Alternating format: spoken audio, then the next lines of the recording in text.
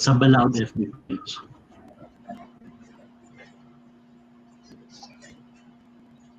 Magandang hapon po sa inyong lahat. Isang mapagpalayang hapon dahil napakatindi po ng ating pag-uusapan. Tungkol po ito sa anti-terror bill. Nakapapasa lamang sa House of Representatives kagabi. Siguro nagtataka kayo, bakit ako nakamas na mayroong bullseye target? Kasi po ang tingin namin dito sa bagong batas na ito ay magiging target ang ating mga karapatan, lalo na yung karapatan natin on civil and political rights, ang karapatan nating magsalita, ang karapatan natin sa ating mga opinyon, at ang karapatan natin sa mga legal, no, at mga panghustisyang karapatan ng bawat Pilipino. Ngayong hapon po, napaka-importante ng pag-uusap kasi sinasabi nila na itong batas na ito ay para sa mga terorismo. O baka naman mate-terrorize lang tayo mismo. Yun po ang pag-uusapan ng ating mga kasama ngayong hapon na ito. 4 na magagaling po na mga human rights lawyer ang ating kasama na nagre-represent ng Visayas, Mindanao, Luzon. So, ibig pong sabihin, ang pananaw nitong ating mga, anong tawag natin, abogado ng bayan, no, manananggol ng bayan, ay merong unity, merong pagkakaisa sa kanilang pagtingin na mukhang hindi magiging maganda ang epekto ng anti-terrorism bill. Nagpapasalamat po tayo sa Balaod Mindanao, lalo na sa kanilang executive director, kay Ritzley Santos, kasi siya ang magpapadaloy ng ating pagtalakay ngayong hapon. So manood po tayo, matuto, at sa dulo mag-analisa tayo at kumilos upang tiyakin ang lahat ng ating karapatan ay maipagpapatuloy pa rin. Ritzley, take it away. Maraming salamat, Rose, at magandang hapon sa lahat na nanonood at nakikinig dito sa iDefend para live stream. Ako po si Ritzley Santos III from Balaod, Mindanao, dito sa Cagayan de Oro. At ako ang mag-moderate ng ating discussion.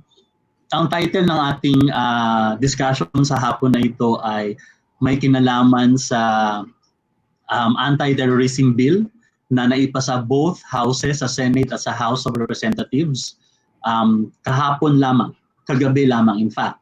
At nag-decide kami sa iDefend na gawin itong pagkakataong ito para publicly ay pag-aralan natin ano ang batas na ito at marinig sa mga eksperto ano ang pwedeng maging impact ng batas na ito. Gaya nga ng sinabi ni Rose, we are very fortunate enough to have the people we have invited to speak, to explain the law, and to explain the impacts of this proposed law, particularly one signed by the President. Pero bago yun, no, magkaroon lang tayo ng brief pagbabalik tanaw ng ilang chronology of events na very rare na mangyari sa history ng legislation sa ating bansa. Noong May 26, the Senate passed Senate Bill 1083 on third and final reading. 3 days after May 29, the House of Representatives adopted it at the level of the Public Order and Defense. June 1, the President certified the measure as urgent, allowing the administration allies in the House majority to fast track its passage. Kinabukasan, June 2, the House approved the bill on second reading during a session in which no amendments were entertained. At kahapon, the House approved it on third and final reading with 173 votes in favor, 31 against, at 29 abstain. hinahangaan po natin yung 31 congresspersons na bumoto against dito. So ano ba itong anti-terrorism bill na ito? Ano ba itong proposed law na to? Bakit ang mga NGOs, bakit ang mga CSOs ay nag-iingay muli? Ano ba ang magiging impact nito? Later on ay malalaman natin yan. Marami tayong naririnig na mga comments particularly from those who proposed the law na yung mga nagko-comment ay sila yung mga hindi nakabasa at hindi nakakaintindi ng proposed law. Basahin muna, intindihin muna. So ngayon, ang pagkakataon natin para malaman ano ang laman ng batas na ito. Pangalawa, yung mga terorista lang naman ang matatakot sa proposed law na ito. Well, malalaman din natin yan kung dapat bang matakot kahit wala kang ginagawang terrorist acts. Gaya ng sinabi ni Rose kanina, we have invited in fact 4 lawyers from Luzon, Visayas, and Mindanao para maging resource persons natin. Mula po sa Mindanao, isang legal officer ng Balaod, Mindanao at professor ng Constitutional Law sa Xavier University, si Attorney Carlo Calingin. From Visayas, Executive Director ng streetlaw.ph, si Attorney Catherine Alvarez. Mula naman po sa Luzon ay isang kilalang human rights lawyer at Dean ng College of Law ng La Salle University, si Attorney Chel Jokno. At mula po sa CHR, Commission on Human Rights, ang kanilang Executive Director na si Attorney Jacqueline De Gia. So ang magiging flow ng ating discussion ay Carlo will explain the law, then it will be followed by reactions from Dean Chel Jokno, from Catherine Alvarez, and then hihingan din natin ang Commission on Human Rights, ano ang tingin nila sa batas na ito. We would like to encourage the public to post their questions. Naka-live po tayo sa different iDefend members FB pages. Naka-live po tayo sa iDefend account YouTube. May mga nagbo-monitor po ng mga messenger at comment sections dyan. Again, we would like to encourage everyone to raise their questions. Let us maximize the presence of our 4 lawyers who are here to provide us guidance and answers sa mga tanong po natin na may kinalaman sa anti-terrorism bill. So without much further ado, simulan na natin ang pag-uusap ng anti-terrorism bill. Ibibigay ko ang floor ba o microphone kay Attorney Carlo Calingin mula sa Balaod, Mindanao. Magandang hapon po sa lahat. Ako po si Attorney Carlo Calingin. I'm connected with Balaod, Mindanao, and I've been teaching constitutional political law at Xavier University College of Law for the past 8 years. And ngayong hapon po, naatasan po tayo na mag-discuss tungkol sa mga salient provisions ng Senate Bill number 1083 at tinatawag din nating House Bill number 6875, which is the proposed Anti-Terrorism Act of 2020. Carlo, sorry Carlo.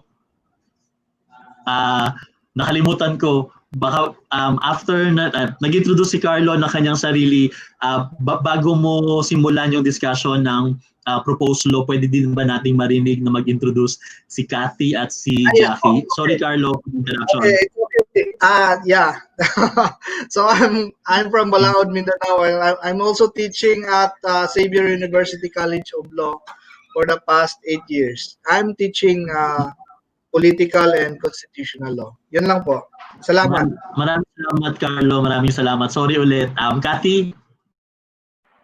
Magandang hapon, maayong hapon. Ako po si Cathy Alvarez. Ako po ang Executive Director ng streetlaw.ph. Wala pong dot.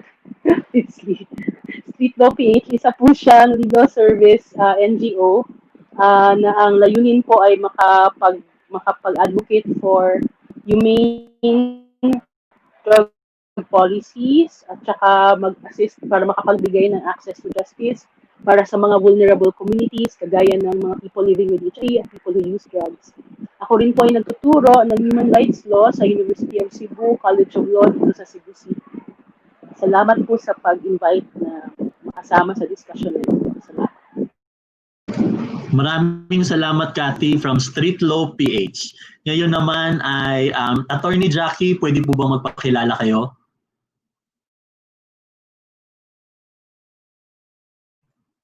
Naka-mute po kayo, Attorney Jackie. Naka-mute po kayo.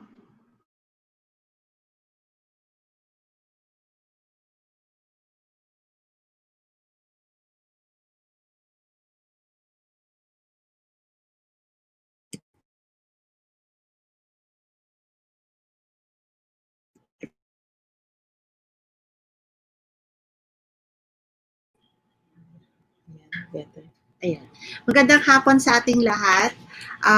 Tinagagalak ko to be part of this webinar na tumatalakay sa anti-terror bill. Napapanahon dahil nga nakabinbin ito ngayon sa Kongreso.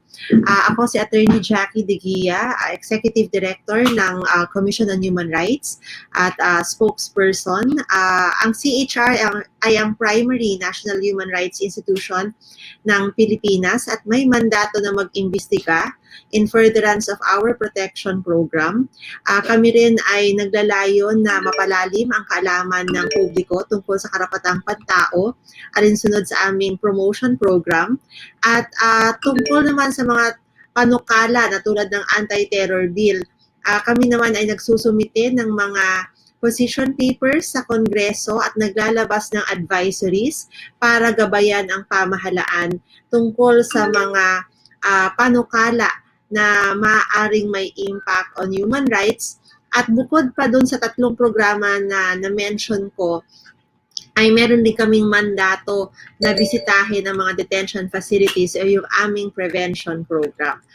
Again, nagpapasalamat ako at naimbitahan dito sa talakayan na ito tungkol sa anti-terror bill. Salamat, Ritzley. Maraming salamat, Jackie. At so yun, meron pa tayong isang makakasama later on, si Attorney Chel Jokno. Meron siyang current interview na nangyayari pero papasok siya at around 4:30 para magbigay ng kanyang insights as far as this proposed law is concerned.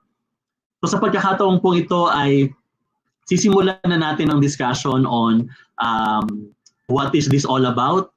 May mga concerns about warrantless arrest, longer detention without charges, may concern on no requirement to check for torture, may concern sa travel ban and wiretapping, less accountabilities for authorities. So totoo ba itong mga agam-agam na ito o mga tanong tungkol sa mga ganitong concerns? So hindi ko ang pagkakataon kay Attorney Carlo Kalingin para i-explain ang batas na ito. Maraming salamat, Richly. Thank you. For purposes of our discussion, I am using the text of Senate Bill number 1083. And I think this is also the one which was adopted and passed last night by the House of Representatives. So this proposed bill is intended to repeal and supersede the Human Security Act of 2007, which is ito yung existing na anti-terrorism law natin since 2007, and it's named Human Security Act. I browsed the internet for any jurisprudence on the Human Security Act at wala po akong nakita, surprisingly. But at the time it was passed, it was described as vague, ambiguous, and broad and prone to abuse. So maybe because it is vague, ambiguous, and broad, hindi siya ginamit ng mga law enforcers natin at saka ng prosecution para mag-prosecute ng ma-accused. Or maybe because the law enforcement agents refused to use the said law for fear of being able to pay the penalty, kasi may penalty siya na 500,000 per day of unlawful incarceration. Maybe that was the provision that discouraged the law enforcers to use it against any person. Now, under the proposed Anti-Terrorism Act of 2020, wala na po yung penalty na 500,000. Tinanggal na po yun. Pero yung mga ambiguous at saka vague na mga definitions ng criminal acts, andun pa rin. Let me cite for example, magsimula tayo sa section 3, proposal to commit terrorism. It is committed when a person has decided to commit any of the crimes defined and penalized under the provisions of this act, proposes its execution to some other person or persons.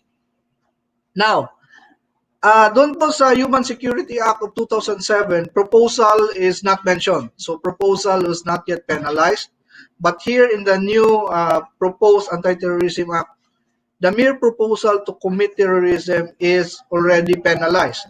And the penalty is to suffer the penalty of imprisonment of 12 years. 12 years po, straight penalty yan.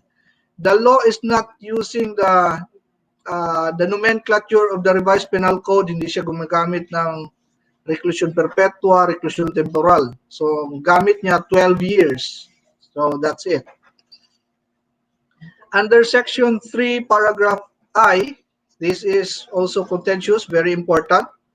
Surveillance activities. It refers to the act of tracking down, following, or investigating individuals or organizations. Tracking down, as compared to the Human Security Act, now includes the tracking of individuals or organizations. Because previously, under the Human Security Act, surveillance activities or tracking only pertains to communications, messages, conversations. This could be used if used in the wrong way, it could pry into the lives of private individuals or brush aside the right to privacy. It also uses in Section 3, Paragraph K, the word training, which refers to the instruction or teaching designed to impart a specific skill in relation to terrorism, as defined here under, as opposed to general knowledge. So this is very vague because the definition of terrorism is also very vague. Training could be a training in martial arts, weapons use, basic weapons instructions, weapon safety, gun safety. It could fall as a training that is for a specific skill in relation to terrorism. So that is very dangerous also. Now we go to Section 4. Terrorism, it is now defined. Subject to Section 49 of the Act, terrorism is committed by any person who within or outside the Philippines, regardless of the stage of execution. This is very contentious, regardless of the stage of execution. Ibig sabihin, as differentiated from the crimes of terrorism under the Human Security Act, which used the predicate crimes. It mentioned certain crimes under the revised penal code. It substituted the predicate crimes with a description of how the crimes are committed under this Section 4 of the Anti-Terrorism Act. But those acts also pertains to, if we try to read it, it is really just a rewarding of the crimes against persons, crimes against property, which are already punished under the revised penal code. But it includes the phrase regardless of the stage of execution, meaning attempted, frustrated, and consummated crimes as stages of the commission of the crime will be punished with one penalty, even if the person's participation is only up to the attempted stage. Ang penalty na mag-a-apply sa kanya is yung penalty for the consummated crime. Kasi regardless of the stage of the execution. This could run contrary to the due process clause or the equal protection clause. Maybe it will be discussed later by the other lawyers. And Section 5, threat to commit terrorism. Any person who shall threaten to commit any of the acts mentioned in Section 4 which is also very vague as to what constitutes threats. Now, Section 6, this is very important. Planning, training, preparing, and facilitating the commission of terrorism, which is declared unlawful for any person to participate in the planning, training, preparation, and facilitation in the commission of the terrorism, possessing objects connected with the preparation for the commission of terrorism, collecting or making documents. It should be punished. It will be punished by a penalty of life imprisonment without the benefit of parole. Now, preparatory acts. These are preparatory acts. Planning, training, preparing, and facilitating are now penalized. There is previously no mention of these acts under the Human Security Act. Now, just last night, I was discussing this provision with a friend. Sabi niya, yung bumili ka ng cellphone, bibili ka ng cellphone, posibleng maging terorista ka na dyan. Ma-accuse ka under Section 6. Kasi yung cellphone, especially if it is an old cellphone, yung wala pang camera, malalaki yung battery, paboritong gamit yan ng mga terorista, especially here in Mindanao as a detonating device, di ba? Yung cellphone detonated improvised explosive devices. So, it could be a part of the preparing. So, a person who buys a cell phone, has a cell phone in his possession, his or her possession, can be charged under this. Because it is very vague. Yun lang ang sabi, preparing. And Section 9, inciting to commit terrorism, this is a new provision also. It has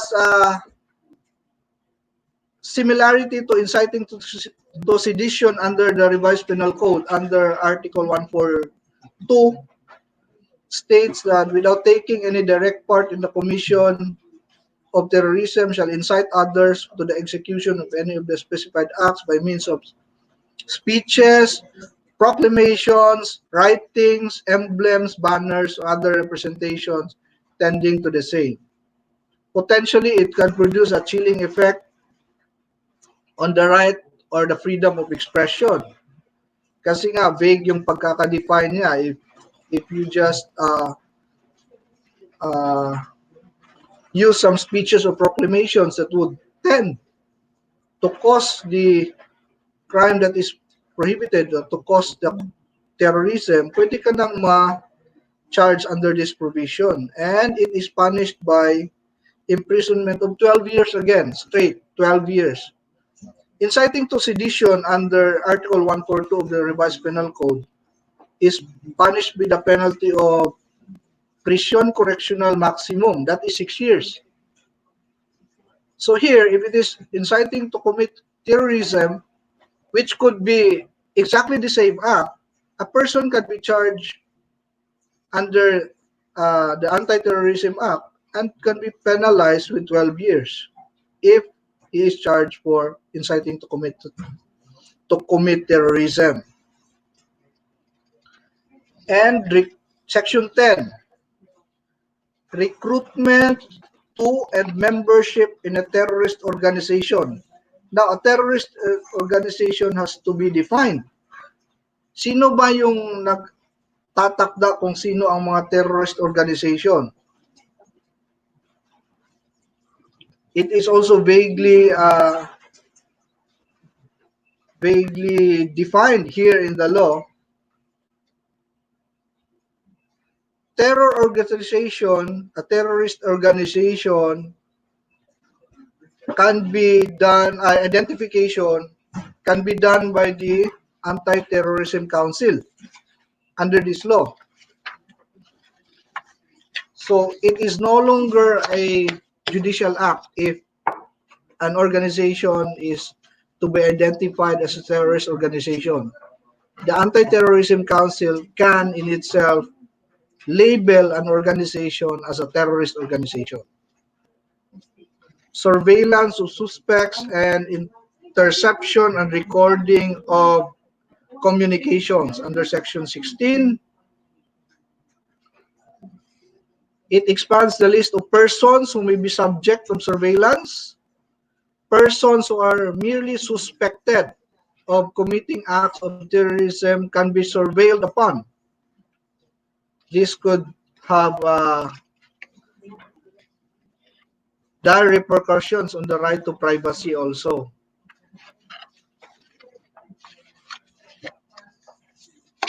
Now, under Section 19, the period of judicial authorization for the surveillance or wiretapping of a certain person's communication or certain organization's correspondence, compared to the Human Security Act, it provides for, under the Human Security Act, it is only 30 days. But under the Anti-Terror Act, it extends the period of surveillance to 60 days, which is also extendable by another 30 days. So matagal-tagal na yung period to conduct the surveillance.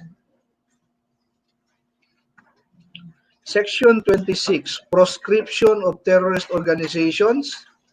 It has been changed from the Regional Trial Court, which is under the Human Security Act Regional Trial Court. Now, the proscription of terrorist organizations is now under the Court of Appeals. But it has a new provision which is not contained in the Human Security Act. The application, let me read please.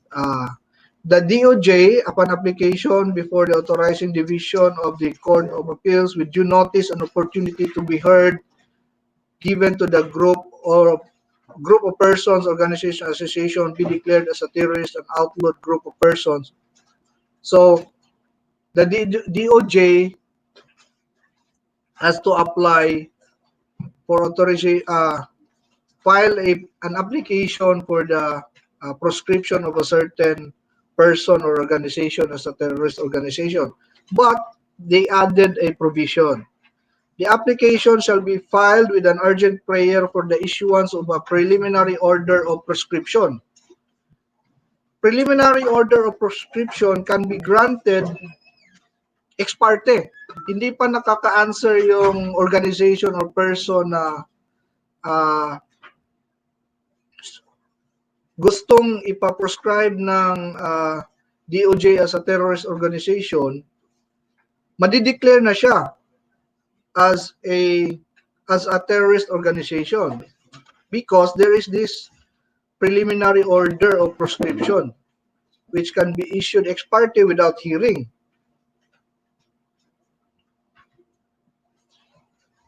And it can be issued within 72 hours.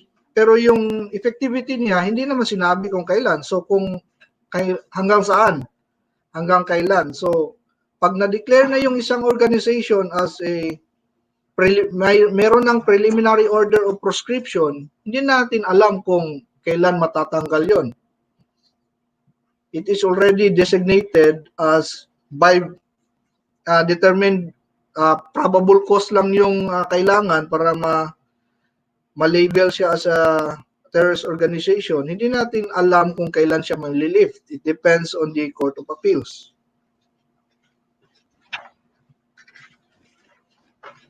Section 29. Section 29, this is very important.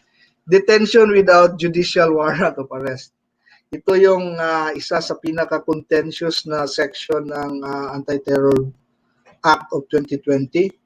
The provisions of Article 125 of the Revised Penal Code to the contrary notwithstanding, Article 125, of course, this is illegal detention. Any law enforcement agent or military personnel who, having been duly authorized in writing by the ATC, Anti-Terror Council, has taken custody of a person suspected of committing any of the acts defined and penalized under sections 4, 5, 6, 7, 8, 9, 10, 11, 12 of this act. So it adds another criteria to the warrantless arrest that we know. Diba, we remember that warrantless arrest can only be made in flagrante if a person is caught in the act. If there is probable cause that the person has just committed, or under the hot pursuit doctrine, or if the person is an escaped prisoner. But under Section 29, may dinagdag na. Upon written order of the ATC. Pwede nang hulihin ang isang tao without warrant, without judicial warrant of arrest. And that person, he or she can be detained for a period of 14 calendar days, counted from the moment the said suspected person has been apprehended or arrested, detained, or taken into custody. The period of detention may be extended to a maximum period of 10 calendar days. So 14 original period plus possible extension of 10 calendar days. So pwede siyang maging 24 days. Detention without any charge and without warrant of arrest. If the period of detention can be extended if it is for further detention is necessary to preserve evidence. Further detention is necessary to prevent commission of another terrorism. Now, it also provides for notification to the nearest court, but it is only ministerial. No inquest proceedings, no preliminary investigation.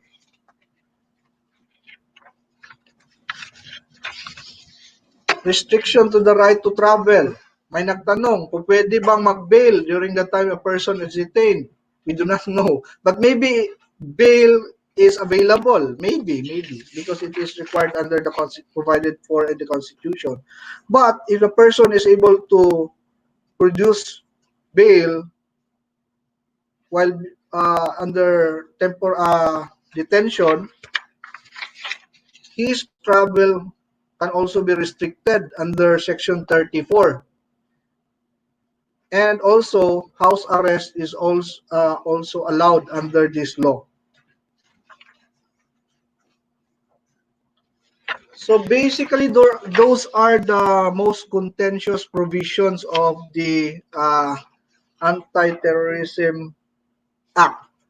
Yun lang naman siguro yung mga pinaka-contentious na mga provisions.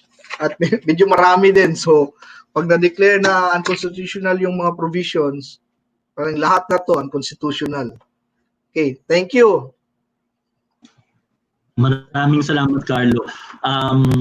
In discussing law talaga, medyo very technical, unang-una. Tapos pangalawa ay gaya nga ng pag-explain ni Carlo, may be subject to different interpretations. Ilang beses kong narinig kay Carlo yung term na vague, ambiguous, kaya at sa panahon ngayon, mukhang ang hirap na nasabihin who will interpret the law dahil iba't iba ang nagiging effect ng each particular law na meron tayo ngayon. So from that explanation, we were expecting Dichel Jokno to be the first reactor, pero habang hinihintayin natin siya ay pwede ba nating ma-request si Attorney Cathy Alvarez from Street Law PH na maging una sa pagbibigay ng kanyang kuro-kuro about the law. We would specifically request from Cathy if she can share something. Ano ang po pwede maging impact ng batas na ito once signed by the President? Ano ang po pwede maging impact nito sa ating mga NGOs at sa mga basic sectors at local communities that we work with? At yung siguro pwede rin humingi tayo ng mensahe from Cathy. Ano yung pwede nating gawin bilang mamamayan ng bansang ito? Ano yung po pwede nating gawin to resist this proposed law? At kapag na-sign ito ng Presidente, bakas na talaga siya, ano yung mga po pwede na nating gawin to register our dissent, to register our resistance? So Cathy? Hello. Ako na ba ulit? Yes, please, Cathy. Sige, magandang hapon. Una, gaya nga nung sabi ni Attorney Carlo, napakadaming vague provisions ng ating nung anti-terrorism bill na pinirmahan kagabi, na pass sa House kagabi.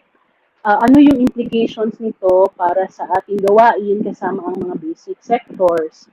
Ako personally, dahil napaka-criminalized na nung mga sektor na katrabaho namin, mas lalo akong natatakot, hindi lang para sa kanila, kundi pati rin sa mga kasama kong lawyers na magbibigay ng legal assistance. Ano yung magiging implication nung authority na mag-conduct ng surveillance doon sa confidentiality ng ating communication at yung ating interaction sa ating mga tinutulungan from the communities. Kapag halimbawa ba ako ay nagbigay ng legal advice sa isang tao na later on ay aakusahan na sa batas nito na isang terorista, mako-consider ba ako na nag-provide ng expert assistance at ako rin ba bilang abogado ay mapoprosecute din kahit na ginagawa ko lang naman ang trabaho ko na nagbigay ng legal advice. So ito yung mga tanong-tanong nung nakikita ko among the legal circles. Ang delikado din for us yung napakababa ng proof na kailangan para ma-declare ang isang tao o isang organization na isang terrorist organization o isang terrorist kasi probable cause lang ang hinihingi. Sa ating criminal law, ang probable cause, ito ay yung sufficient proof para makapag-file ka pa ng isang kaso. Ibig sabihin, hindi pa konbiktado ang isang tao na nagawa niya na talaga yung krimen. Pero yung impact nung pag-declare sa iyo na may probable cause ka na ikaw ay isang terrorist or terrorist organization, yung magiging implications doon sa pwede ka nang i-under surveillance, pwede ka nang hulihin na walang warrant at pwede kang i-detain ng 14 days at pwede pang i-extend ng another 10 days. Para ka na rin pinaparusahan na as if convicted ka. So para sa amin, napakadelikado ng provisions na ito ng batas at yung napakahabang period ng detention na allowed na walang warrant, 14 days plus an extension of 10 days, ano ang pwedeng mangyari sa iyo habang naka-detain ka or habang nasa custody ka nung mga nag-iimbestiga? Alam naman natin, although kahit na sabihin natin na merong presumption of regularity ang ating law enforcement officers, pero base din sa experience natin at sa experience ng mga communities na katrabaho natin, marami ding nangyayaring pananakit, pagtutorture, habang nakadetain at nasa police custody ang mga akusado. So, yung haba ng period na ito, parang lalong mas nakakatakot kung ano pa yung pwedeng gawin sa isang tao para lang mapaamin siya na siyang gumawa ng isang krimen na maaaring hindi niya naman ginawa. Ano pa ba? At yung movement din ng mga organizations, halimbawa, kagaya nga nung sinabi ni Attorney Carlo, kung bibili ba kami ng cellphones para sa aming staff, cellphones na hindi smartphones kasi mas mura yon at i-distribute namin siya sa lahat ng nasa opisina namin, pwede na ba pwede na ba yung makonsider na additional na proof na kami ay may pinaplanong mga terrorist activities? Kasi napaka-general yung mga nakalagay sa provisions ng bill. Ang isa ring concern halimbawa ay inimbitahan tayo na pumunta sa ibang bansa. Kasi hindi naman ang nakalagay din dun sa bill ay in all stages of commission of the crime, whether attempted, frustrated or consummated. Immaterial siya kasi pareho lang yung penalty, di ba? Kung halimbawa ba ay tumanggap ka ng isang invitation para magsalita sa ibang bansa patungkol sa mga issues na controversial dito sa atin, kagaya ng war on drugs, maaari na ba yung gamiting ebidensya laban sa iyo o sa iyong organization na ikaw ay nagpaplano ng isang kinoconsider na terrorist activity?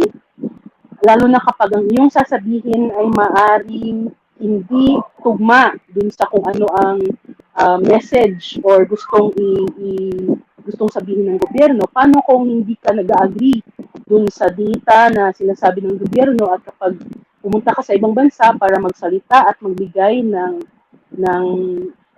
opposing views, pwede ka na bang i-consider na isang terrorist o nagre-represent ka na ba ng isang terrorist organization? Kasi may sinasabi ka na maaaring hindi maganda sa paningin ng gobyerno natin. Maaaring sabihin ng iba, pwedeng sabihin ng iba na napaka-paranoid nyo naman para matakot. Pero nakita na kasi din natin kung paanong pinoprosecute yung mga tao na hindi tumuto the line, hindi sumusunod dun sa kung ano yung gustong gawin ng ating government.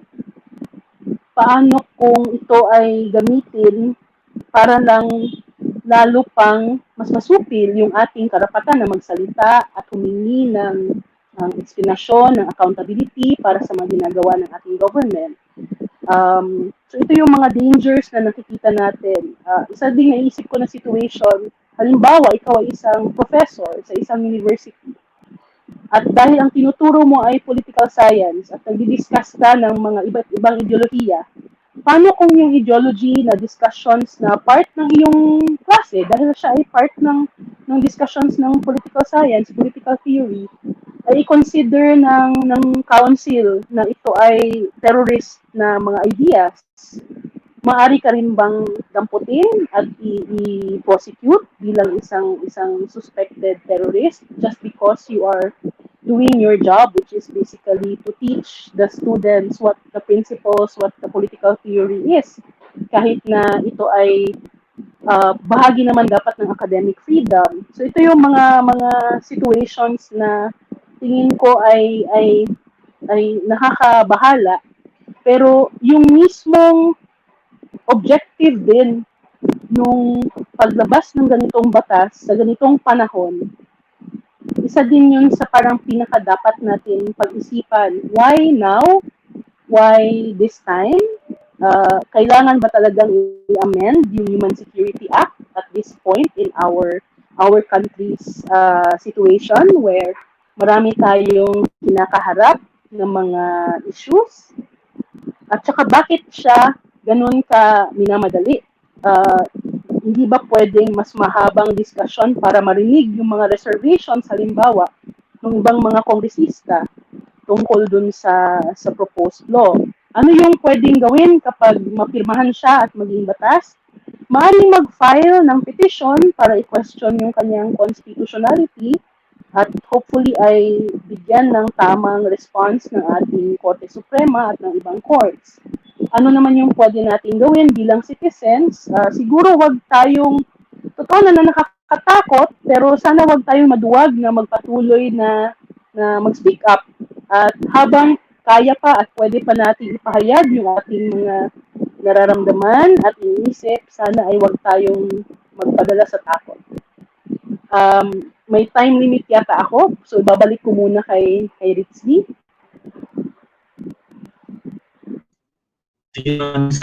Maraming salamat, Kathy. At pinakagusto ko yung sinabi mo na huwag tayong maduwag to speak up. At tingin ko ay babalikan ka namin kung paano pa yan may elaborate. Gusto ko yung sentence na yun. So sa pagkakataon pong ito ay, again, we are very fortunate to have Attorney Chel Jokno with us para mag-share ng kanyang saloobin tungkol sa proposed law na ito. So si Attorney Chel Jokno po ay isang human rights lawyer at Dean ng College of Law sa LaSalle University. Sa pag-share po ninyo din, Chel, sana po ay masama ninyo sa explanation ang ilang mga katanungan like how this proposed law may infringe basic freedoms, how this proposed law contravenes guaranteed constitutional rights. At dahil tayo ay in the middle of uncertainties, may COVID threat pa rin hanggang ngayon, ano po ba ang tingin nyo dapat na pinaprioritize ng pamahalaan ngayon? So mula po dyan ay ibinibigay ko po sa inyo si Attorney Chel Jokno. Maraming salamat. Maraming salamat, Ritz. Gandang araw sa ating lahat. Bilang isang abogado, isang human rights defender, at bilang isang Pilipino, ipapaliwanag ko sa atin lahat kung bakit ako ay tumututol dito sa anti-terrorism bill. sa tingin ko, it's really not about terrorism. Kasi meron na tayong batas eh. We have an existing law, the Human Security Act. Kaya ang tanong ko, ang una kong tanong ay, bakit ngayon lang nila gustong ipabatas itong bagong anti-terrorism law? Nasa ilalim tayo ng pandemya. Wala naman nangyayari mga terroristic activities sa ngayon. Mas may dapat bigyan ng prioridad ng ating pamahalaan yung mga batas para sa public health infrastructure, public health programs, bakit inuuna pa itong anti-terrorism law? Kaya nung nagkaroon ako ng interest nung narinig ko yun dahil sabi ko siguro may mas malalim pa na dahilan kung bakit nila gustong bilisan at isabatas na agad itong anti-terrorism bill. At nung nabasa ko at pinag-aralan ko na maigi itong bill, dalawa yung nakita kong dahilan kung bakit nila gustong ipasa ito. Unang-una, as I mentioned, it's not about stopping terrorism. It is about giving the executive department and the president all the powers that they can give him, making him all-powerful. And second, it's not about going after terrorists. It's about going after and silencing the critics, yung mga lumalaban sa ating pamahalaan, yung mga kritiko ng pamahalaan, yung sinasabi nila mga nasa opposition. So himayin natin yung dalawang dahilan na yan. Bakit ko sinasabing it's about making the president all-powerful? Kung titingnan natin at hihimayin natin yung anti-terror bill, mapapansin natin na binibigyan ng batas ang ating Pangulo at ang Anti-Terrorism Council ng napakalaki at napakaraming mga kapangyarihan at authority na wala sa existing law. Bakit ko sinasabi yan? Number one, dati-dati, kung wala pa itong anti-terror bill na magiging batas na, ang pwede lang maglabas ng warrant of arrest at magpakulong ng Pilipino o ng citizen ay ang korte. At dapat may proseso yan bago siya maglalabas ng warrant of arrest. At ang pwede lang magpatuloy ng detention ay korte din.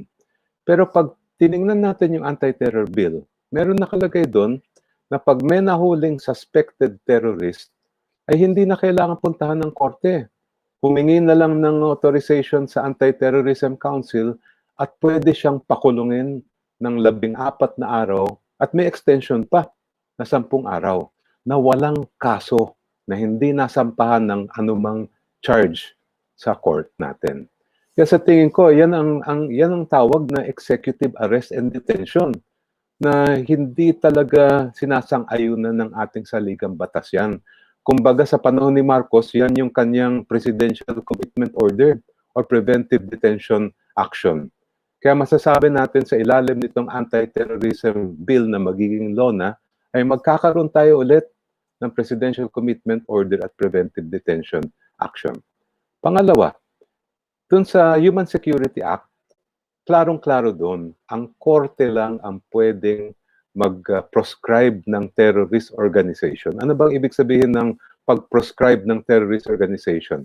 Pag pumunta ang ating gobyerno sa Court of Appeals at sabihin nila itong samahan na ito, itong organisasyon ay terrorist organization, syempre bibigyan mo na ng due process yan, titingnan ang ebidensya. At kung sa tingin ng Court of Appeals ay sapat ang ebidensya, they will issue an order of proscription. Ibig sabihin nun, pwedeng i-freeze ang assets ng organization, pwede silang maging subject ng wiretapping and other electronic eavesdropping. Wala akong masyadong issue dyan dahil korte naman yan at we can expect na dapat independent at impartial ang court. Pero dito sa bagong anti-terror bill, ay yung kapangyarihan na yan ay binigay din nila sa Anti-Terrorism Council. At sabing ganon, the Anti-Terrorism Council shall have the power to designate any person or group as a suspected terrorist. Ang problema dyan, hindi po sila korte.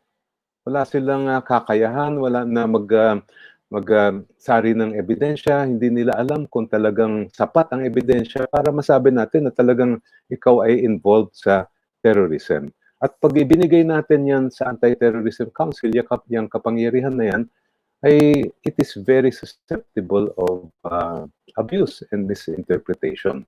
Pangatlo, yung kapangyarihan ng ating Pangulo o ng ating executive department ay dapat igagalang nila yung ating judiciary. Di ba? Pag sinabi ng ating korte na itong suspect na ito, itong akusado na ito ay hindi naman malakas ang ebidensya laban sa kanya, ay bibigyan natin ng piyansa yan. Pag nabigyan ng piyansa, there is no restriction as far as movement or travel is concerned. Pero dito sa anti-terrorism bill, may nakalagay doon na provision. Kahit na ikaw ay nabigyan na ng piyansa ng isang korte, ay pwede pa rin humingi ng clearance ang prosecution na limitahan ang paggagalaw mo sa munisipyo kung saan ka nakatira o kung saan nakapending ang kaso. So ibig sabihin, yung ating presumption of innocence, dahil nga hindi sapat ang ebidensya, ay mababaliktad. At kahit hindi sapat ang ebidensya laban sa iyo, pwede ka pa rin bigyan ng limitation pagdating sa freedom of movement and right to travel. And pang-apat, under this law, the President and the Anti-Terrorism Council will have the authority to destroy any person's reputation, kahit na walang basehan, kahit na walang ebidensya. Para siyang tulad ng mga narco-list na nilalabas ni Pangulo na hindi natin alam kung saan ba nanggaling yung basehan ng mga listahan na yan, yung mga nasa pangalan dyan. Kasi kung titingnan natin yung batas na ito, ay there's really unlimited and unfettered discretion given to the executive department to decide who is allegedly a terrorist and who is not. At doon tayo nakakaproblema dahil sa napakalawak ng definition ng terrorism sa ilalim nitong proposed bill na ito, ay madaling maisakop yan ng mga sinasabing mga kumakalaban o mga kritiko ng ating administrasyon. So kaya ako tumututol dito at talagang ilalabang ko ito dahil sa tingin ko ito ay labag sa ating konstitusyon, hindi siya makatao at labag din sa ating mga karapatan. Ang susunod na tanong naman ay, what can we do about it? And I believe there is so much we can do about it. Unang-una, we have to educate. We have to raise the awareness of everybody na ito talaga yung totoo. Ito yung talagang nilalaman itong batas. Pangalawa, pwede po ito maging rallying point. This can be the rallying point for our organizing and mobilizing the people para mamulat ang mata ng taong bayan. At sa tingin ko, dapat palawakin pa natin itong issue. Dahil itong issue ng anti-terrorism ay hindi lang itong bill na ito. Kung tutuusin, ang talagang nasa ilalim nitong issue, ang nakasalalay dito, yung ating demokrasya mismo. At maganda rin siguro na palawakin natin itong issue na dapat may pananagutan din yung mga kongresista at mga senador na bumotong pabor dito sa bill. At paano sila mapapanagot? Siyempre, sa susunod na halalan, mag-push tayo na piliin naman natin yung mas maayos na mga mambabatas na hindi magpapasa ng ganitong klaseng batas. Pero alam po ninyo, hindi ako nawawalan ng pag-asa. Sa akin, it's not about the numbers. It's about principles. It's about what we truly believe in. And it's about our conviction. Kasi kung titingnan naman natin yung ating kasaysayan, we should never underestimate the power of the human spirit. We should never underestimate the power of a few individuals to change the world. Kasi yan naman ang nakikita natin sa ating kasaysayan, hindi lang naman dito sa Pilipinas, kundi sa buong mundo. Sa tingin ko lang, there is so much that we can do as long as we are committed and as long as we work together. Kaya ako talagang makakaasa po tayong lahat. Ako'y nakikiisa sa inyo at lalaban tayo hanggang sa huli. Maraming salamat po.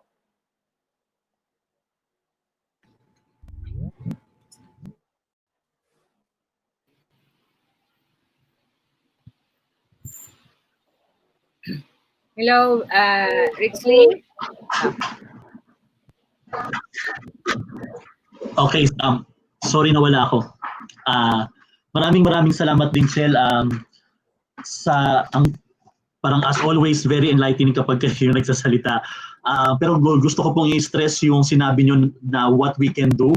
Una yung awareness raising at isa po itong effort ng para at ng iDEFEND pati ng mga miyembro na ito yung pwede namin maging contribution sa sa issue na ito, kaya natin ginagawa ang mga ganitong klaseng live stream at webinars. And marami akong naririnig from different organizations, for example, like the alternative law groups na nagpaplano rin ng ganitong klaseng efforts. Yung using this situation to be the rallying point in mobilizing people, sana ay mas maraming ang mamulat na baka panahon na para kumilos. At yung pangatlo, yung holding legislators accountable, particularly this coming 2022 election. Hindi po namin kakalimutan yan, Dinchel. So, we would like to encourage our listeners and viewers to post their questions. We have different Facebook pages at sa YouTube. Pero bago po yun ay meron kaming video na nais iparating sa ipakita. This is just a short video about the anti-terrorism bill. At matapos po noon ay let's hear some insights from Attorney Jackie Diquia from the Commission on Human Rights. But before that, let's see this video. Rose?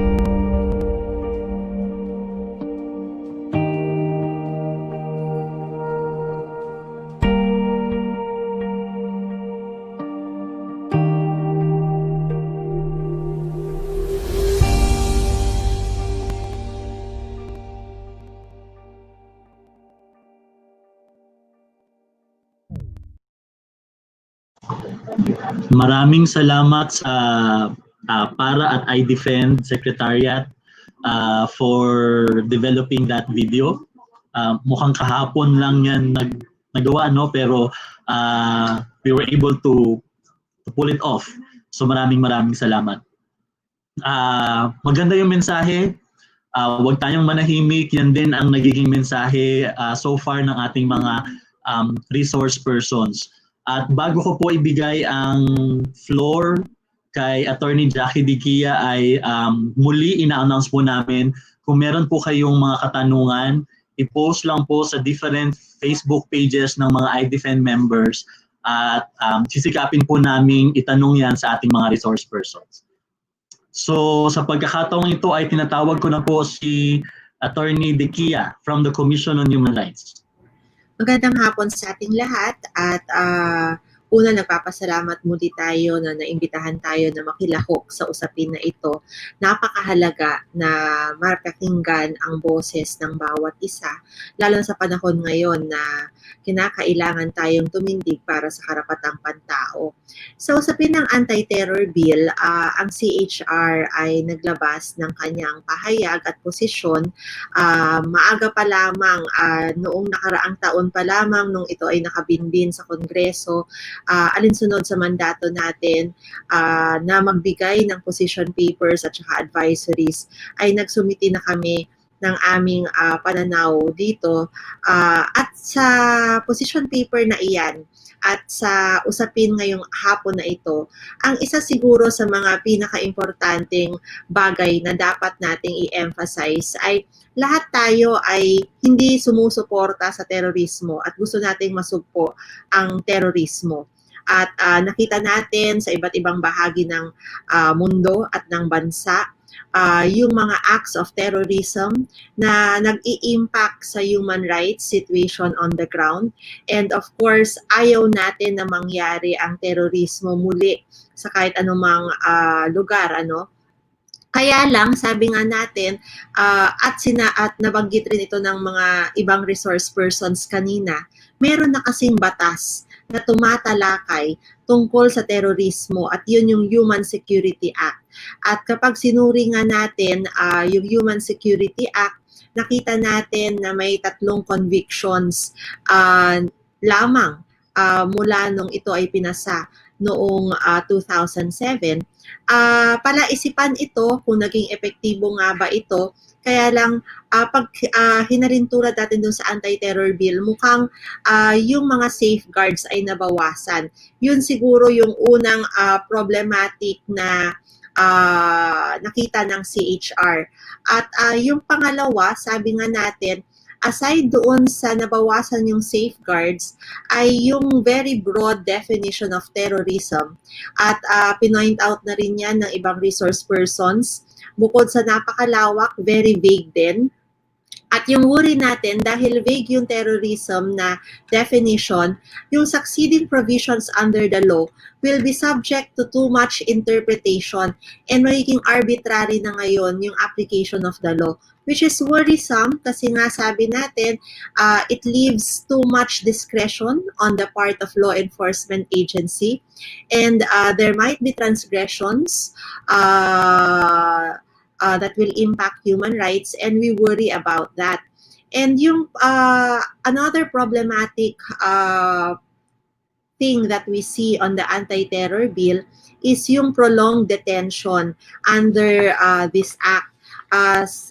If we will scrutinize the revised penal code, the maximum period provided for by law is merely 36 hours, and that is anchored on sound policy kasi nga sabi natin gusto nating matiyak na hindi magkakaroon ng opportunity for abuse, hindi magkakaroon ng vulnerabilities to cruel, inhumane, degrading treatment or punishment, and most importantly sa torture.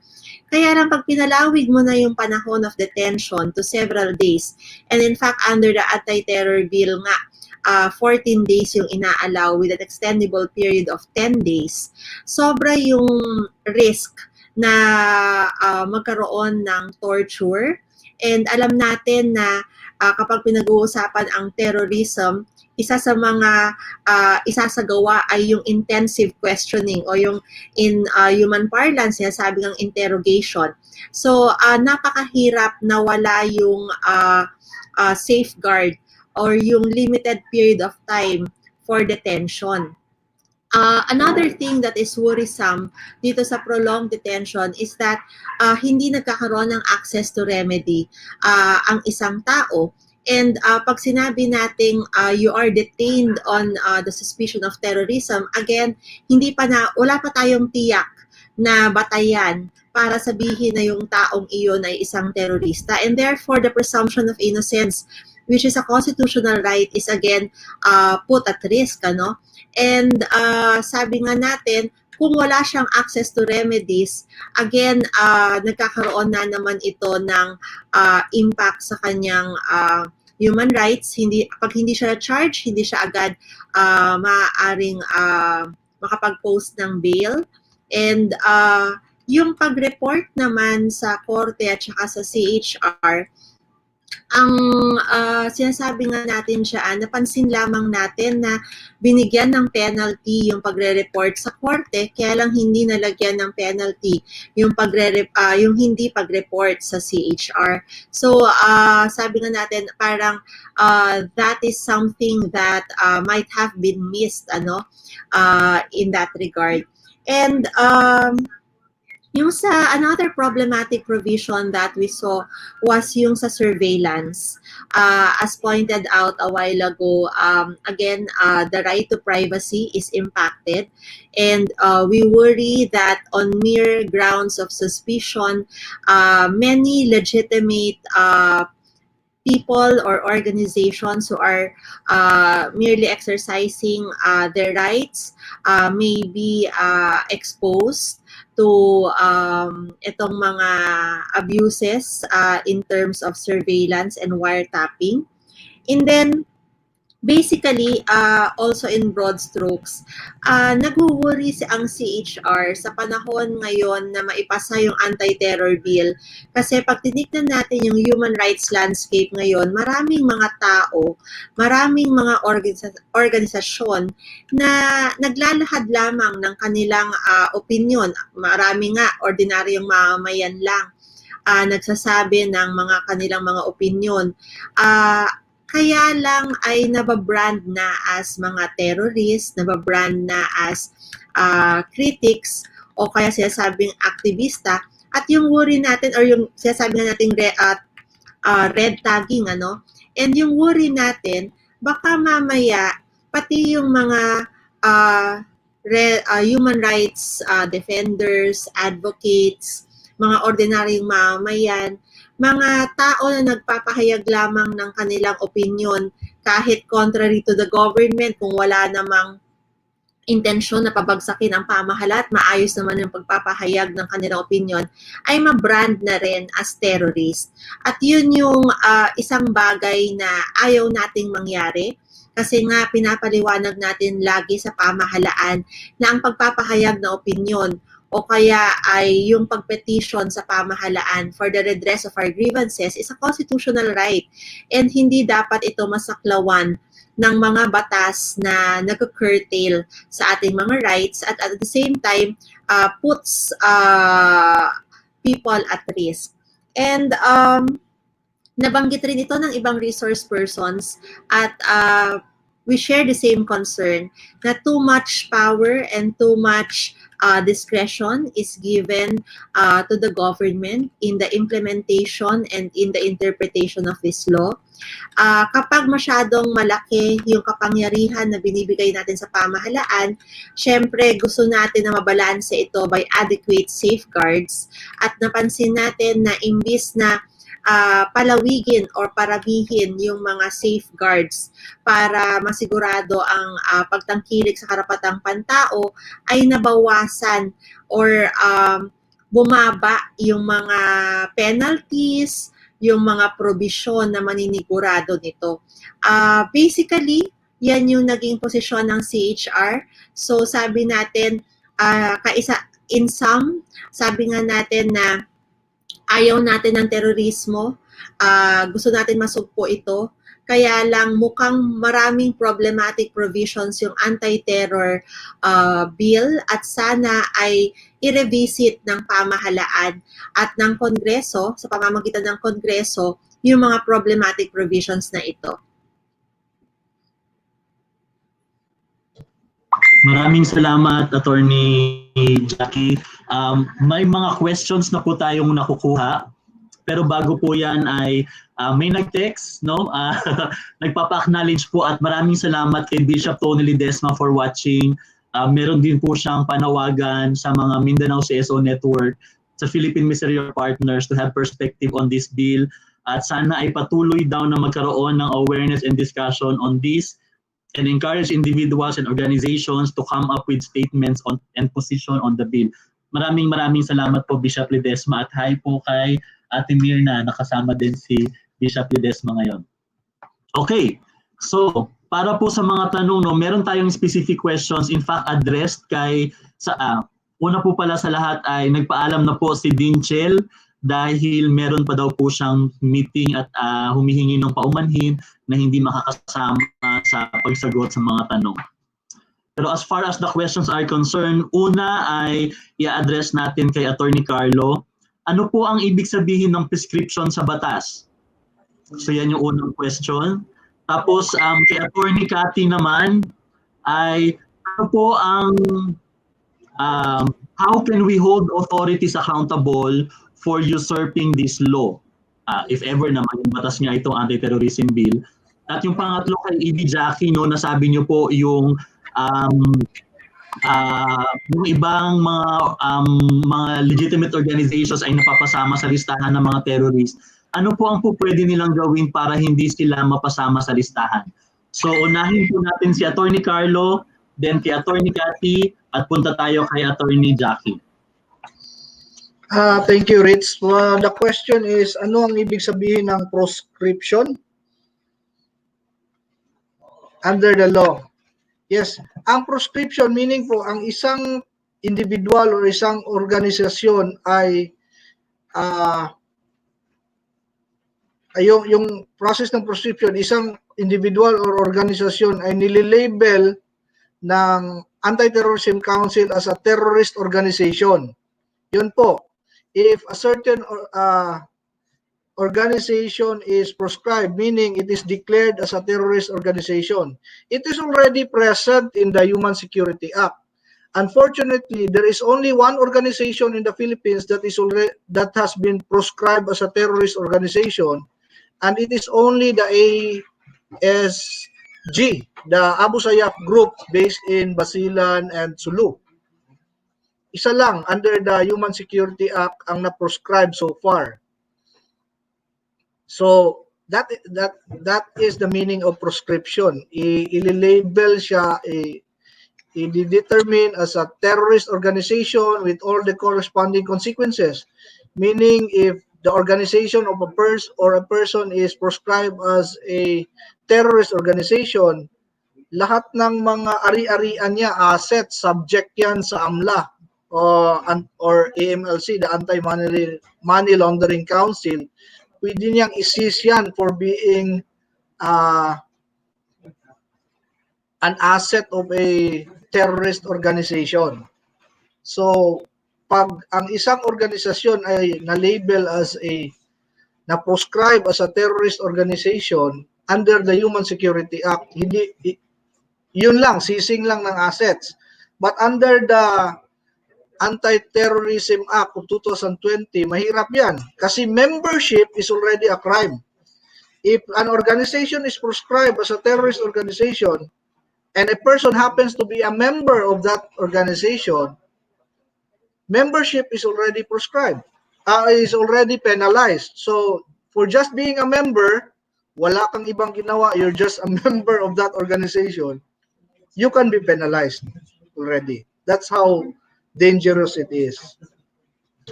Maraming salamat, Carlo. Kay Cathy, pwede mo bang sagutin yung tanong na how can we hold authorities accountable once na lumagpas sila sa batas na ito? Ibig bang sabihin, halimbawa kapag naisa batas na tapos may mga ginawang panghuhuli or yung bang mismong pagsasabatas? Yung assumption ko ay kapag naging batas na ito at ini-enforce na ito ng enforcers at lumagpas sila sa ibig sabihin ng batas na ito, how can we hold them accountable? Una, mahalaga, una is yung ma-document ng maayos.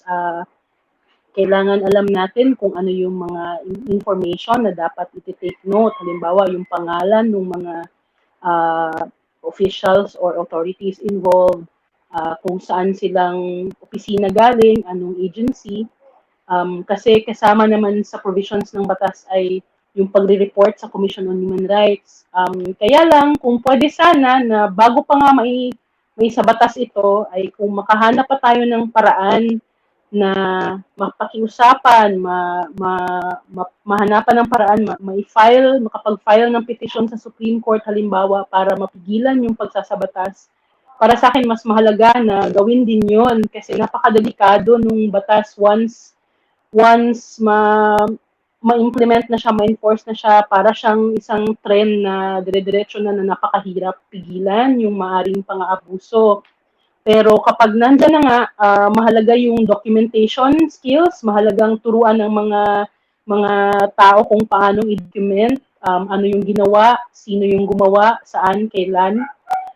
Kahit yung mismong pag-aaral kung paano gumawa ng isang affidavit, para sa akin ay mahalaga din ituro sa ating mga communities kasi yung pagsusulat ng affidavit ay isa siyang paraan para pag-preserve ng evidence. Ibig sabihin ay maaari mo kasi makalimutan yung detalye kapag sa susunod na, kasi di ba mahuhuli ka ng 14 days.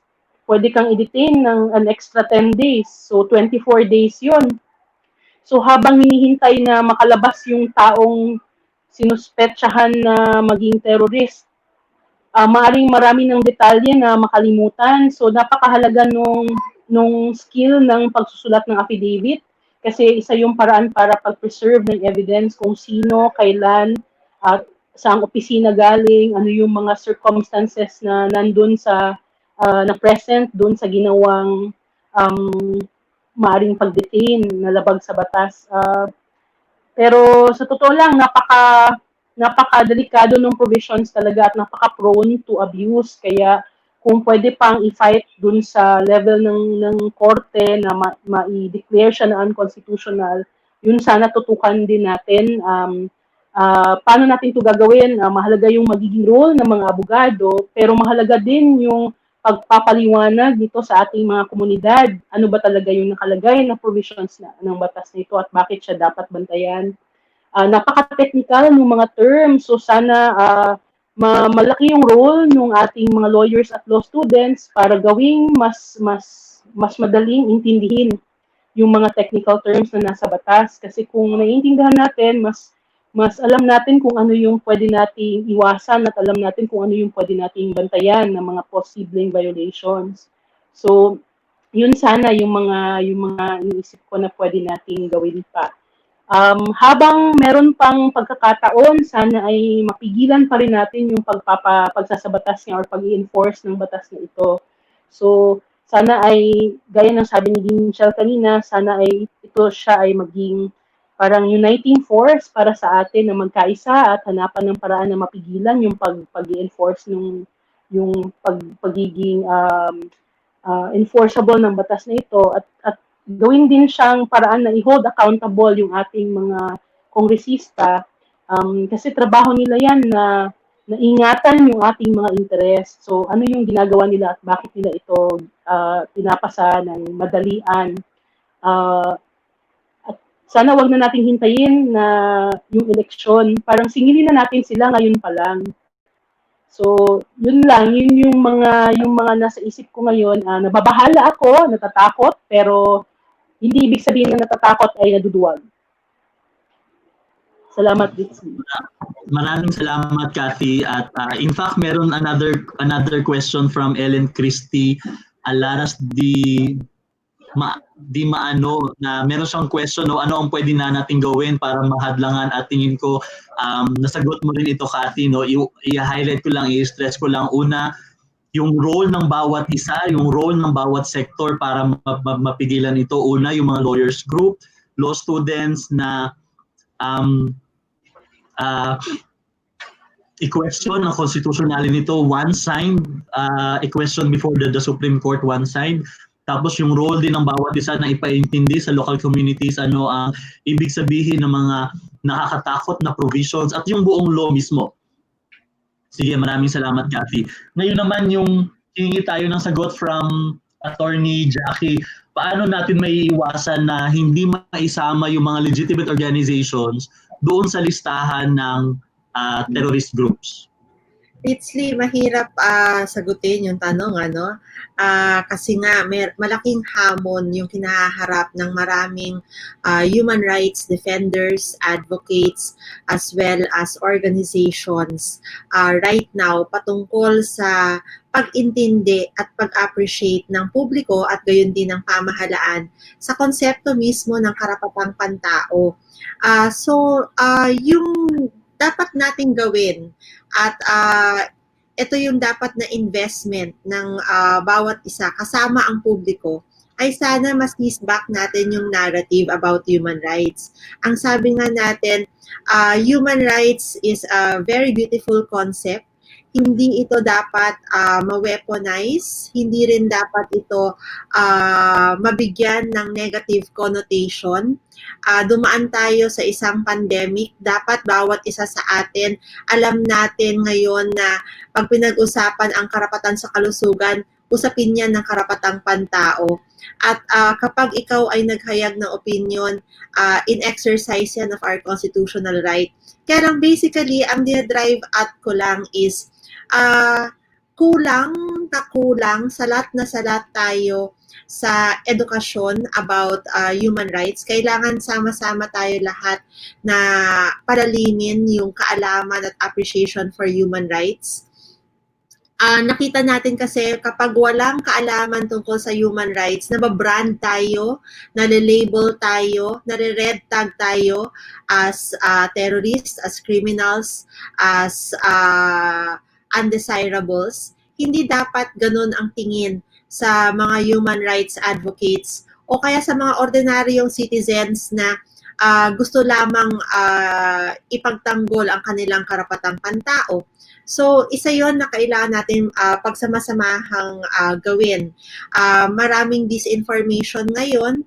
Kailangan kapag na-red tag, kapag na-brand falsely, kailangan nating ipaalam sa kanila yung trabaho natin. Kailangan natin i-demonstrate paano tayo nakakatulong kahit tayo ay minsan nangungutya. Sabi ko nga, maraming mga mamamayan ang marahil nangungutya ngayon sa panahon ng COVID. For example, sa issue ng transportasyon, kaya lang hindi nangangahulugan na gusto nilang pabagsakin ang pamahalaan kung hindi ay para mapabuti ang serbisyong publiko. So, sa mga ganitong pamamaraan, kailangan nating i-engage ang publiko kasi nagkakaroon rin ng diskriminasyon laban sa mga human rights defenders, laban sa mga taong naninindigan para sa kanilang karapatang pantao. Kailangan hindi natin i-reinforce yung othering o kaya yung discrimination. Kailangan hindi rin tayo tahimik kasi minsan may mga naglalakas loob na magsalita. Kaya lang wala namang support system kahit sa mga chat groups o kaya sa mga comment sections.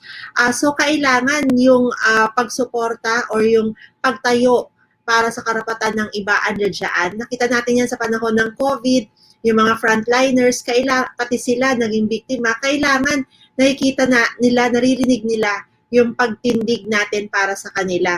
And yung pangalawa kong sagot dyan, bukod sa edukasyon, ay yung pag-engage. Pag-engage sa pamahalaan, patuloy na buksan yung pinto para sa koordinasyon at komunikasyon para maintindihan nila ang karapatang pantao at yung ginagawa ng iba't ibang mga organisasyon para makita nila na hindi tayo kaaway, hindi tayo kalaban, kung hindi ay katulong nila sa pagsulong ng karapatang pantao. At yung sabi nga natin, meron mang mga hindi pagkakaunawaan sa perspektibo, iyon lamang ay para pagbutihin nila at improve ang serbisyong publiko. And yung pangatlo, siguro tulad ng sabi ng ating ibang resource persons kanina, kailangan nating i-ensure na may access to remedies yung mga tao na nangangailangan ng pagtutuwid sa perception sa kanila. So for example, nagsagawa ang CHR ng isang national inquiry on human rights defenders. Sa inquiry na iyan, nabigyan ng boses ang lahat para ilatag nila yung kanilang mga issues and concerns. At sa pamamagitan rin ng inquiry na iyan ay inimbitahan natin ang iba't ibang sektor ng pamahalaan para rin magkaroon sila ng pagkakataon na ilahad rin kanilang posisyon.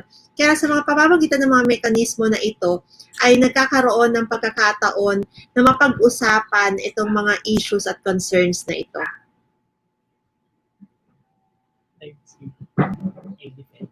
Sige, maraming salamat, Attorney Jackie. Nagpaalam na rin si Cathy for another meeting. No?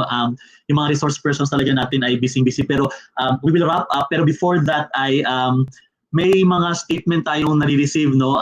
Una, from Zina. From Zina through Lapis page, the passage of the anti-terror bill only proved one thing. The greatest terrorist in the country is the government itself, terrorizing all Filipinos with this law, despite our own terror from COVID. Tapos, siguro last two questions from Niza, we would like to ask Attorney Carlo about to respond to this. Wala tayong mekanismo ng konsultasyon sa tao bago gumawa ng batas ang Kongreso. Kaya nagiging agenda lang ng Pangulo ang pinapasa ng halos walang kumukontra. Paano kaya maigigiit ang isang sistema ng civic participation sa legislation? So yan po yung unang tanong. Pangalawang tanong ay gusto kong ibato ito kay Rose. Question na ano po ang reaction nyo sa statement ni Senator Soto na the anti-terrorism law is beneficial to the country at only terrorists and supporters of terrorists lang naman ang takot dito.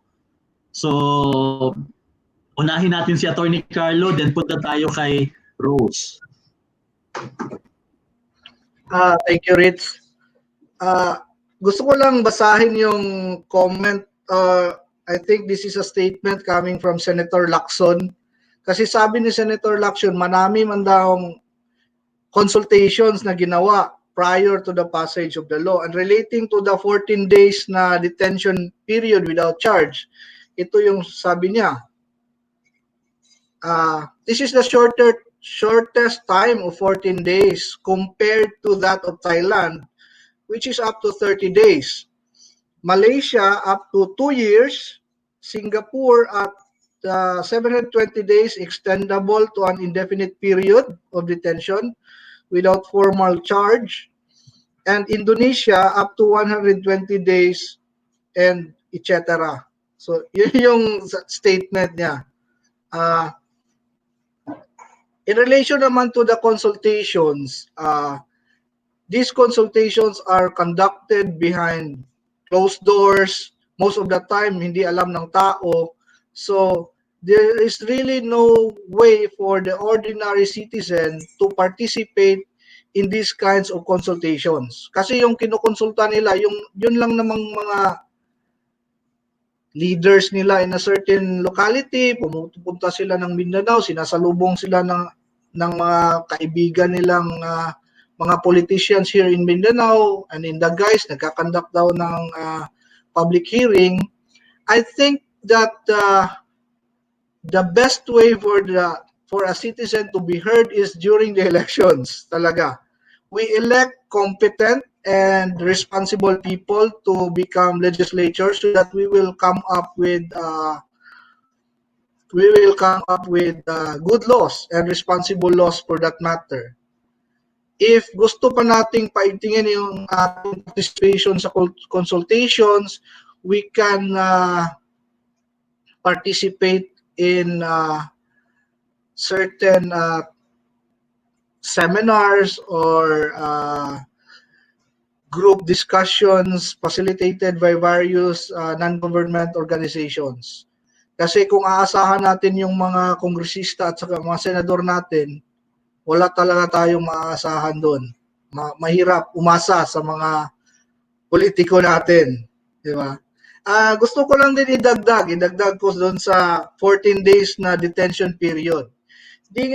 I remember that sa 1987 Constitution, it states there that when the privilege of the writ of habeas corpus is suspended, a person who is detained or arrested has to be charged within 3 days. Within 3 days lang according to the Constitution. And that is with the privilege of the writ of habeas corpus suspended. That is an extreme situation. Now here comes our Congress coming up with a law that extends the period to detain a person without charge up to 14 days and extendable to 10 days. So sa isip ko, paano nila na-reconcile yun dun sa provisions ng Constitution? I think it is outrightly and blatantly unconstitutional. Oh, yun lang. Yun lang yung additional inputs. Sige, maraming salamat, Carlo. Una, for stressing that this proposed law is actually unconstitutional, at pangalawa doon sa paglilinaw doon sa issue ng consultation. Ako nga personally ay hindi ko talaga naiintindihan bakit ang tawag sa kanila ay representatives. Bakit ang tawag sa pamahalaan natin ay government of representatives. Gayong ilan sa atin ang natatanong at nakukonsulta kung anong bang batas ang gusto nating gawin nila. Pero anyway, doon sa next question, gusto ko sanang marinig yung sa loobin ni Rose. Sabi ni Senator Soto, beneficial ito sa bansa, in fact, at kayo lang namang mga terorista o supporters ng terorista ang takot dito. Sige, Rose. Rose, naka-mute ka. Salamat po sa napakahirap na tanong. Pero unang-una, sa tingin ko, baka mas maganda, mas matino kung si Mayor Vico ang magiging senador at magiging presidente ng Senado. No? Aabangan namin, Mayor Vico, na maging magaling ka, progresibo at matino. Sa binabanggit ni Senator Soto, no? Sila kasi yung nasa power, sila yung nasa authority, sila yung may kapangyarihan. At karaniwan, kung sino yung mga politicians, yung mga nasa kapangyarihan, ay hindi naman yung kritiko ng administrasyon. Mas karaniwan nga ay mas oportunista sila. Kasi kung sino yung nakaupo, kung ano ang patakaran nito, sumusunod sila. Hindi ba nakakalungkot at nakakaloka na yung usapin ng patayan ng extrajudicial killings ay tinatanggap mo? Yung usapin ng pwede mong paratangan na terorista ang kahit na sino ay madali mo nang magagawa? Wala po yung pagkakaiba ngayon, no, dun sa Article 6, Section F ng Bayanihan Act, na kahit na simpleng mamamayan, ito ay talagang desperado lang sa nararanasan nila ngayon, ay aarestuhin agad ng NBI at kakasuhan ng inciting to sedition. Wala pa po ang Anti-Terrorism Act, ganito na katindi. Ito po ay simpleng teacher ng high school sa isang probinsyang malayo. Marami pa po ang mga inaakusahan ng ganyan. So lalo na pagka merong Terrorism Act na. Ang mga NGOs, ang mga CSOs, ang simbahan, ang human rights community, ang media, consistently po ay binabantayan kung paano namamahala ang ating gobyerno. Kasi ang hinahabol natin ay rights-based governance. Hindi tayo kalaban ng gobyerno. Pero dahil ikaw ay kritiko, dahil ikaw ay may sinasabing hindi maganda, at napapahiya sila, o kaya ay lumalabas yung kanilang mga kahinaan at pagkakamali ng gawa, lahat na po ngayon ay pwedeng tawaging terorista. Kaya Senator Soto, siguro hahamunin ka namin, huwag ka na maging senador, sumama ka sa amin mag-NGO at magbantay ng gobyerno, baka kasama ka rin sa maakusahan ng anti-terrorism. Maraming salamat, Rose. Before we wrap up, no, may nakita tayong tawag dyan, comment from Lilac Page mula kay Hisper Ariola Lapid at magandang pang wrap up ito ng ating discussion ngayon. Napakalinaw, pang terror mismo. Pero before that, no, bago ako humingi ng final messages sa ating resource persons, ay parang bigyan niyo po ako ng ilang minuto lang para basahin, no. Mula kahapon ay dagsang mga statement from different organizations ang lumabas na nagpapahayag ng pagkontra dito sa anti-terrorism bill. Una ay from the families of victims of enforced disappearance. The congressional railroading of the anti-terrorism bill portends tyranny and the iron hand suppression of the freedom of expression. From the World March of Women, under the guise of national security, the Duterte government is exploiting the COVID-19 crisis, baliktad Rose, baliktarin mo, to further roll out measures to repress citizens, criminalize dissent, and expand its surveillance of women activists, ordinary citizens, and government critics. Rather than the terror bill, at this juncture, women need adequate and comprehensive social protection, mass transportation, revitalization of our public health system, mass testing, income guarantees, and access to sustainable livelihoods. We need protection from violence and abuses against women, and the terror bill will not make us feel safe.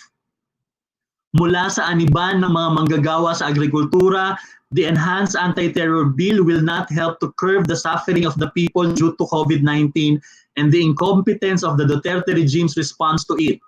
It will only serve to suppress discontent of the people to cover up the many failures of the Duterte regime. Ang dami. Mula sa Foundation for Media Alternatives, hi Tina. The anti-terror bill disproportionately expands the state surveillance powers by providing longer periods of permissible surveillance and by creating new grounds, therefore, while giving the government a wide berth when deciding who may be considered legitimate targets of this extreme form of privacy intrusion. At the same time, it deprives people who have been wrongfully detained means of redress and reduces the powers of the Commission on Human Rights as an effective foil against potential abuses of the law. These proposals clearly violate the people's constitutional right to communications, privacy, and do not adhere to the international human rights standards. This bill, along with other proposals such as the Foreign Electronic Surveillance Act, demonstrates the clear intention of this administration to build a massive surveillance state that has little to no regard for people's civil liberties. These efforts must be thwarted if we as a people are to uphold our rights and preserve our hard-fought democratic spaces. Mula sa kalipunan ng mga kilusang masa, similar to Charter Change or Chacha, the administration is forcibly railroading the Anti-Terrorism Act of 2020, which amends the Human Security Act of 2027. In this law, the punishment is more severe for whoever is tagged as a terrorist by the government, including legitimate organization and individual activists, development workers, church workers, indigenous people, students, and ordinary citizens. From iDEFEND, the anti-terrorism law now gives the statewide powers of surveillance and invasion of privacy over targets far beyond actual terrorists and removes legal protection and remedy for citizens wrongfully accused. Indeed, martial law need not be formally declared. It has already arrived. The new normal portends the criminalization of dissent, prosecution of legitimate grievances, the neutralization of opposing voices towards legitimizing graft and corruption, plunder, fraud, and state violence and terrorism. Dalawa na lang. Tatlo pa pala. From Forum Asia, the administration has used existing legislation, including on cyber libel and sedition, to target critics, while pushing for new laws that dismantle constitutional guarantees and stifle dissent. The recently introduced Bayanihan to Heal as One Act or Baho Act included a fake news provision which has been used to arrest individuals posting online criticism of the government's response to the pandemic. Mula sa People's Campaign Against Tyranny, political patronage, political ambitions have no place in a science-based response to the pandemic. There can be no human security under an authoritarian and tyrannical rule. Only repression and fear. There can be no human security if fundamental freedoms, democracy, and justice are not realized. At bandang huli mula sa UP Institute of Human Rights, they express its strong opposition to House Bill 6875 and Senate Bill 1083, which when signed will be known as the Anti-Terrorism Act of 2020. The ambiguity of the proposed law's definition of what constitutes terrorism creates a pretext for the commission of a host of human rights violations. Its failure to distinguish acts of terrorism from all other acts already punished under existing penal laws opens up an opportunity to overcharge persons and threatens the guarantee against double jeopardy. Furthermore, the specific acts of terrorism and the accompanying acts that supposedly occurred before or after its commission endanger the rights to life, liberty, and security of persons that is guaranteed in the International Covenant on Civil and Political Rights. Our constitutional rights are also at stake as the acts of terrorism defined in the bill lack sufficient standards such that they could stifle the rights of free expression, to travel, and to be afforded full procedural and judicial guarantees as parts of the rights of an accused. We call on the President to veto the anti-terrorism bill. So mostly ay halos pare-pareho ng sentimiento ang different organizations at nananawagan tayo to junk the terror bill. Before we end this live stream, we want to ask for final message from Attorney Carlo and Attorney Jackie. Yes, Ritz. I think klaro naman yan that all of us, we do not subscribe or support terrorism. Though we should recognize that terrorism is a menace and that it needs to be tackled and suppressed, security should not come at the expense of the people's cherished rights. The government should abandon the mindset that security comes only at the cost of our rights. Police power is so broad and encompassing that the Constitution especially reserved the Bill of Rights for the people to counter the overwhelming power of the state. If the Bill of Rights is sacrificed and trampled upon in the name of security, then the very reason for its inclusion in our Constitution is nullified. A blatantly unconstitutional legislative measure destroys the basic democratic society and ultimately weakens the very foundations of the government which it seeks to strengthen. Thank you.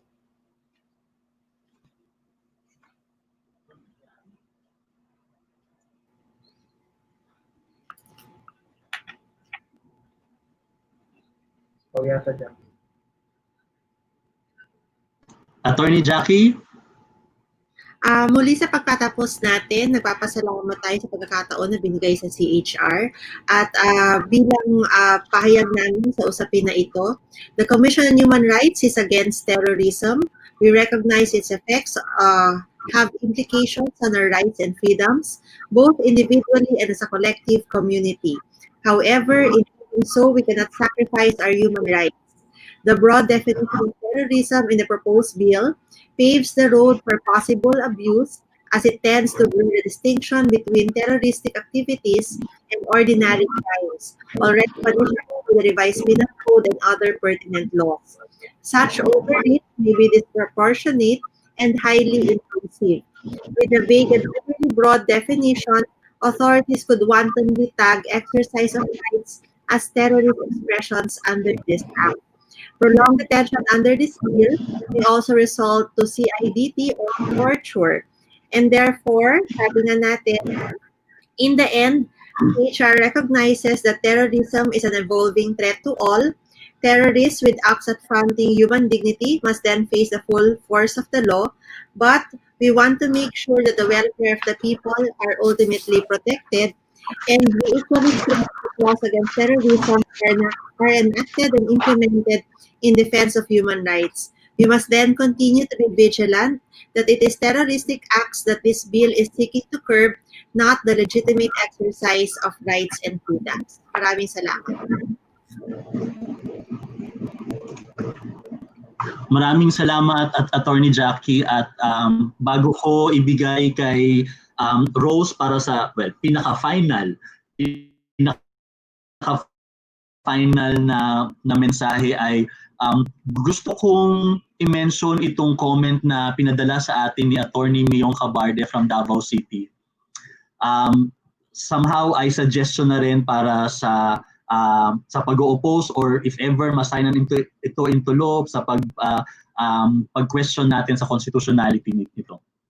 Una ay vague, ambiguous and overbroad definition that may be used against dissenters' opposition.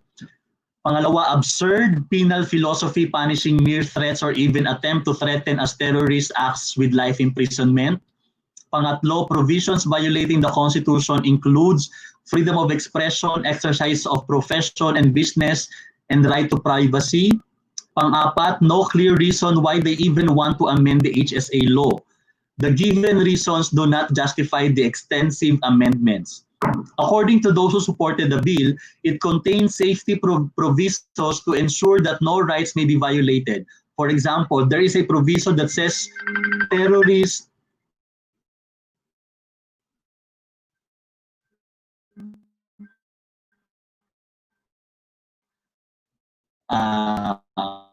may tumatawag sa akin. Provision that says terrorist acts do not cover the legitimate in the bill's intent in the exercise of the freedom is still left to the discretion of the law enforcers. Can't help but be suspicious given the reputation and language of this administration, which I really agree. So maraming salamat, Miyong. At mula sa amin dito sa Balaod, Mindanao, maraming salamat sa almost 2 hours nating pagsasama. Magsama-sama pa tayo ulit sa mga susunod pang mga live stream ng Para at iDefend. At patuloy tayong manindigan yung isa sa mga mensahe na sinasabi ng ating mga resource person, matakot. It's okay to feel afraid, pero wag maduwag. Let us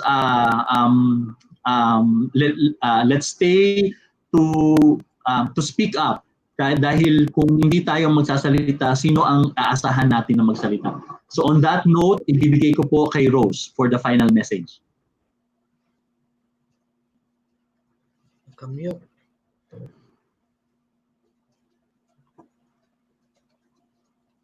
Rose, naka-mute ka. Palagi ko nakakalimutan. Maraming salamat po ulit sa ating mga magigiting na mga human rights lawyers, si Attorney Jackie, Attorney Cathy, si Attorney Carlo, at saka si Attorney Chel. Napakaganda nung aming mga nadadagdagan pang kaalaman, no, tungkol sa anti-terror law. Bukas po ay nananawagan tayo. Biyernes, no, sama-sama po tayo magprotesta. 3:00 po ng hapon ay iba't ibang mga creative actions ang gagawin natin. Susubukan po namin magkaroon ng mga picket sa mga maliliit na lugar, kahit maliliit na picket lamang sa iba't ibang mga lugar. Pwede po tayong mag-post ng ating mga pananaw at pahayag sa ating mga Facebook account, sa ating mga Instagram, sa ating mga Twitter. Pwede po tayong gumawa ng mga maskara na merong bullseye, no? Kasi talagang target tayo dito at iba-iba pang pamamaraan. Hindi po pwedeng matapos ang ating pagsasalita at paglaban ngayong araw lang na ito. Magiging tuloy-tuloy na po ito at dapat sabay-sabay tayo at nagkakaisa po tayo natutulan ang isang batas, no, na tunay na magsisikil sa ating mga karapatan. Pakinggan po natin ang aming maikling video na more or less, no, ay may kinalaman pa rin dito. Sa ilalim ng COVID na tinawag na war ng gobyerno, no? Sa ilalim ng war on drugs na tinawag ding giyera ng gobyerno, at ngayon sa usapin ng terorismo na tatawagin pa ding giyera ng gobyerno, inaasahan natin ang tuloy-tuloy na militarisasyon at tuloy-tuloy na represyon. Kaya po lumabas tayo lumaban tayo. Ngali lang po.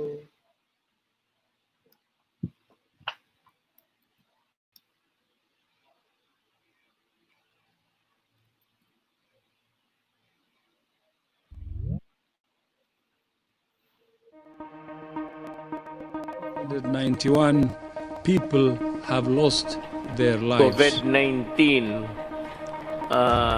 is spreading. Department of Health reported 9 new confirmed cases. Patients Measures na 25. pinapatupad ngayon gaya ng social distancing. Na wala pa silang natatanggap na ayuda mula sa pamahalaan bilang pagsunod sa isinasaad sa enhanced Dami community. ng mga inaasikasong COVID-19 patients, maraming doktor ang hindi na po Countries nakakauwi. to take urgent and aggressive action.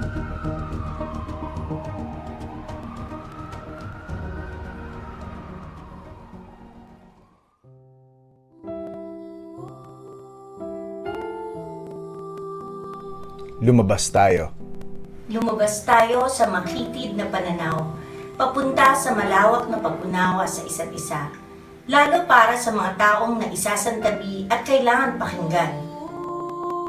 Lumabas tayo mula sa mga kanya-kanyang pag-aalala, lampas sa sari-sariling pangamba, dahil ang kailangang harapin ay sinusubok tayong magkakasama. Lumabas tayo mula sa pananahimik, dahil ngayong ang buhay natin ang nakataya, ay hindi dapat pipi at nakapikit, napapastulin nila tungong bangin. Lumabas tayo mula sa dilim ng panlilinlang at pandilito. Malinaw sa atin kung ano ang gusto nating masalubong sa paglabas natin ngayon papuntang bukas. Kabuhayan na sasapat, Kain na busog, tahanan nakakanlong, malayang umalam, kumilos, makialam. Unahin ang kapakanan ng mamamayan, kilalanin ang karapatan. Lalabas tayo sa kabanatang ito sa buhay natin. Baon ng katotohanan may mas malalaki pa tayong mapagwawagian. Na hindi na tayo papayag maipasok muli sa ganitong hirap na kalagayan dahil matutut tayong lumaban sa iba pang mga sakit ng lipunan. Lumabas tayo. Lumaban tayo.